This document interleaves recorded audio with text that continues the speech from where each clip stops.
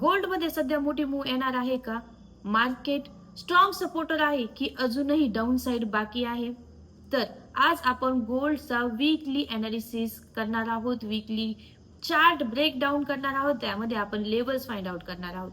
चला तर आजच्या अनालिसिसला सुरुवात करूया. चला सुरुवात करूया वीकली स्ट्रक्चर पासून. गोल्डने प्रिव्हियस स्ट्रॉंग बुलिश ट्रेंड दाखवला होता, पण आता मार्केट करेक्शन फेज मध्ये आहे. हायर हाईज आणि लोअर लोज मार्केट बनवत आहे.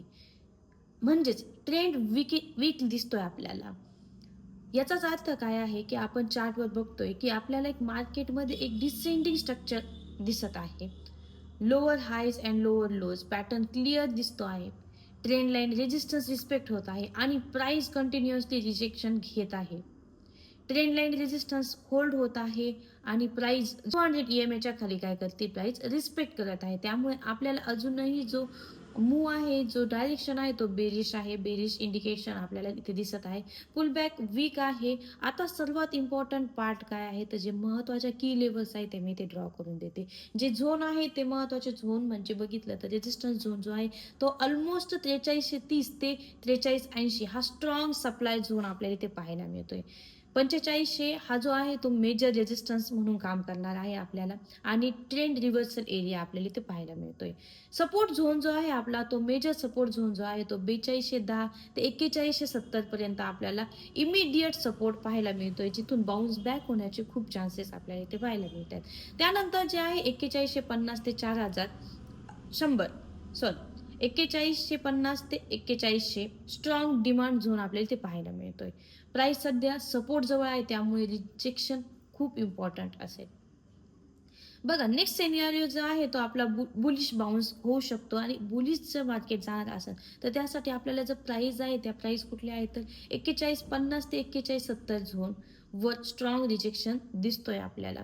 जर शॉर्ट टर्म मध्ये जर तुम्हाला बाय करायचं असेल तर तुम्ही काय करू शकता, इथे बाय करू शकता आणि तुमचे जे टार्गेट आहे ते 4210 4300 किंवा 4380 पर्यंत तुम्ही होल्ड करू शकता. त्यानंतरचा नेक्स्ट सिनेरिओ आपल्याला जो गोल्डमध्ये पाहायला मिळतो तो आहे बेरिश ब्रेकडाऊन. बेरिश ब्रेकडाऊन मध्ये जर हा जो सपोर्ट क्लीन ब्रेकडाऊन झाला किंवा ही जी ट्रेंड लाईन आपल्याला दिसते तिथे जर आपल्याला एक ब्रेकडाऊन मिळाला तर मे बी होऊ शकतो. तर आपले जे टार्गेट असणार आहे 4100 किंवा 4050 लेवल पण गोल्ड पुन्हा एकदा किंवा त्याच्या खाली 4000 खाली गोल्ड आपल्याला मुवमेंट देताना पाहायला मिळू शकतो. म्हणूनच ज्या नेक्स्ट वीकमध्ये जे पण टार्गेट आपण जे पण झोन तुम्हाला सांगितलेले आहेत ते झोनला व्यवस्थित झोन ड्रॉ करा. तुमचा जो चार्ट आहे त्या चार्टवरती सर्व सेटअप रेडी करून ठेवा. ओके. तसंच जे पण अग्रेसिव्ह ट्रेडर्स असेल त्यांच्यासाठीही तुम्हाला काय करायचंय, सपोर्टवर कन्फर्मेशन मिळाला की बाय करायचं आहे, ब्रेकडाऊन झाला तर आपल्याला सेल करायचं आहे. ओके. तर हे सर्व गोष्टी बघा. जर तुम्हाला एंट्री घ्यायची असेल तर तुम्हाला काय करायचं आहे, रिटेस्ट कन्फर्मेशन आणि त्यानंतरच तुम्हाला एंट्री घ्यायची आहे. कधी पण लक्षात ठेवा, ऑलवेज रिस्क मॅनेजमेंट फॉलो करा. 1 to 2% रिस्क घ्या आणि त्या पद्धतीने ट्रेड करा. ओव्हरऑल गोल्ड सध्या वीक दिसत आहे, पण स्ट्रॉंग सपोर्टवर असल्यामुळे नेक्स्ट मूव्ह इनडिसिजिव्ह आहे.